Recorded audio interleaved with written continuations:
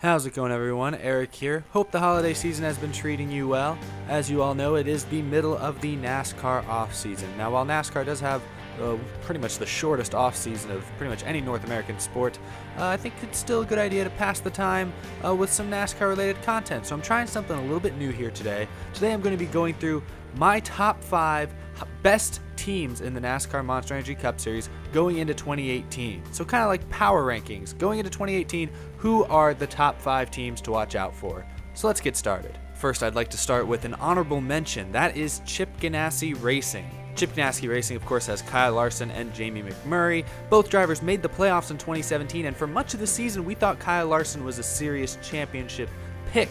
But why I have them outside the top 5 as the honorable mention is just because Jamie McMurray, he's a top 10 threat. He's a playoff threat every year, but he's never really a championship threat and really doesn't threaten to win very many races. I mean, 2 years in a row, he didn't even make it out of the round of 16. This year, he made it to the round of 12, but I don't really expect much improvement beyond that, at least not next season. But Kyle Larson has been so good, he'll probably continue to be one of the favorites next year.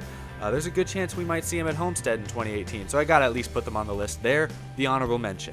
Now let's get to the real top 5. Coming in at number 5, Stewart Haas Racing. Now this team is basically Kevin Harvick and the rest. This team has 4 veteran drivers, but Kevin Harvick is the only one among them who is consistently a threat every single week. He won the championship in 2014, which was the first year of the knockout round playoff format, and he made it to Homestead again this year. So Kevin Harvick's got this system figured out. He's always a threat to win races. He's clearly the leader of that team, and the only one among them who's really a championship threat. Kurt Busch will likely be a playoff contender. He just signed a deal to stay with Stewart Haas Racing. They're in contract negotiations for months, so he will be returning to that 41 car, and like I said, he's likely a playoff contender, but not much beyond that. And Clint Bowyer, I expect him to make the top 16 as well. He was in the top 16 in points this last season, but did not make the playoffs because he did not end up having a win. I think things will look at least as good for him this year. I expect him to make the playoffs, kind of like I expected him to make the playoffs last year, but still, even if he does, he will not be a championship threat. And now the big change to this team is Aric Almirola replacing Danica Patrick in that 10 car. And now that 10 car the last 5 years with Danica Patrick has underperformed. It has never been a playoff contender, and it's really never contended to win races. And now Aric Almirola is coming from Richard Petty Motorsports, where he has 1 win in the last 5 years. So he's also really never been a playoff threat, or definitely not a championship threat. So it's going to be interesting to see whether or not Almirola really is an upgrade in that 10 car, or if that 10 car continues to be a 20th place car every week. We'll see how it goes. Now at number 4, I have Hendrick Motorsports. At first glance, you might think this is a little bit low. I mean, any team with Jimmy Johnson, should be pretty high in the rankings, you'd think. Jimmy Johnson is always a threat. However, he is coming off maybe his most inconsistent season of his career. Sure, he's a 7-time champion. He won a championship in 2016. He knows how to get things done. But last season, he won only 3 races, and they all came in the first couple months of the season. Throughout the playoffs, they seemed off their game. He was lucky to make it to the round of 8 because other drivers had issues in the round of 12. Had that not happened, Jimmy would have been one of the first guys out of the playoffs. He really was never a championship threat at any point this season.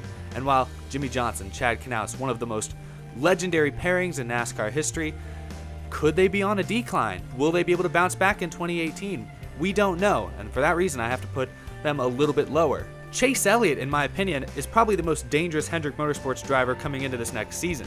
I mean, look at how he did in 2017. Sure, he did not win a race, but he did lead laps, run consistently, and make it to the round of 8 in the playoffs, and in a lot of ways probably should have made it to Homestead. I think Chase Elliott continues to improve in 2018, and he could really be a championship threat next year. But the big question marks remain with both William Byron and Alex Bowman taking over the 88 and now, I guess, the 24 cars. Sure, they both definitely have plenty of talent, but they're both very inexperienced, and they're driving cars that have underperformed the last couple years. Keep in mind, Hendrick Motorsports has technically moved all the people who used to work on Casey Kane's number 5. They're now working on that 24 car. So William Byron is driving the 24, but it's really the 5 team. And if we look at the last couple of years, both Dale Jr.'s 88 team and Casey Kane's 5 team have really underperformed compared to Jimmy Johnson and Chase Elliott. So there's concern that even though Byron and Bowman might have plenty of talent, they might be driving not the best cars on that team. So we'll see how they perform and if they're able to make any noise and make the playoffs. But they're at number 4. At number 3, I have Penske Racing. Brad Keselowski is a consistent threat to win every week. He made it to Homestead once again this year. He's very talented and he's been very consistent. Joey Logano used to be a threat to win every single week. He's coming off his worst season since joining Penske Racing. but I think it's fair to assume Joey Logano's going to bounce back at least a little bit in 2018. Penske Racing has been the best team for Ford the last several years, and I think that's going to continue into this season, especially now that they've added a third car, and who I think is one of the more talented young drivers in the sport, in Ryan Blaney. Now, adding the third car might be a little bit of a challenge at first, but Ryan Blaney is coming off a breakout 2017 season where he won his first career race back at Pocono, and he made it to the round of 8 in the playoffs. He was a dark horse to possibly compete for the championship. And that was only in his second full-time Cup Series season. He's now moving into his third full-time season, and now he's not driving for that single-car Wood Brothers racing team, which granted has had good race cars. Blaney is now driving for a championship-level team in Penske Racing. I think it could be exciting what we see from Blaney next year. So now moving on to number 2, and I gotta put a little bit of an asterisk next to this one. Number 2, I have Furniture Row Racing. And the reason I put a little bit of an asterisk next to it is Martin Truex Jr. dominated the 2017 season and has been one of the most dangerous drivers in each of the last 3 seasons. And in my opinion, he enters the 2018 season as the early championship favorite, at least I think so. However, because Furniture Row Racing is only a single car team, I think that keeps them from being first in my rankings just because, you know, other teams deserve credit for being able to field 2 or 3 championship level teams, whereas Furniture Row Racing, they only have 1 car. And yes, it's really good, but you know, it's 1 car. But that being said, Martin Truex Jr. was obviously the most dominant driver for all of 2017, won the most races, led a ton of laps, won the championship. I mean, it's hard to, I don't think they're going to take much of a step backwards next season, so I expect Truex to be one of the toughest guys to beat once again. So Furniture Row Racing, I got them up here in the runner-up position. And finally, at number 1, the team at the top of my power rankings heading into 2018, I have Joe Gibbs Racing. Kyle Busch has reached the championship for each of the last 3 years. He won it in 2015, and he came up just short this last season. Chances are he's going to lead JGR and be a major threat once again. You can't really doubt that. In my opinion, I think Kyle Busch might be the most talented driver in NASCAR right now, just from a pure talent standpoint. I think he has the most potential. Denny Hamlin right now might be the best veteran driver without a championship. And if not for the shenanigans he got himself into with Chase Elliott last year, there's a good chance he would have made it to Homestead and possibly had a shot to win one. Both those 2 drivers have been playoff contenders their whole careers. They've been championship contenders many times. I think that's going to remain consistent, so they're going to be tough to beat.